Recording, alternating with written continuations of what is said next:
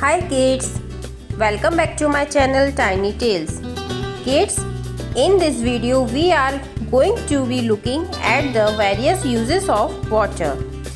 We use water for drinking, brushing, bathing, cooking, washing clothes, washing hands, cleaning, swimming and washing vehicles. Other uses of water. Apart from the domestic purpose, water has been uses for farming, industrial purposes, extinguishing fire, and in construction of houses. All living things need water to survive, to live and grow.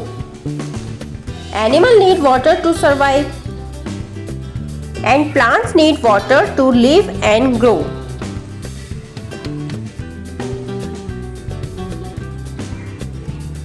Water is a precious natural resource, so we shall never waste water. So children, we learn about water and its uses.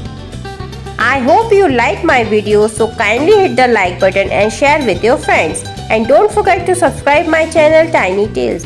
For future notification, press the bell icon. Thank you for watching.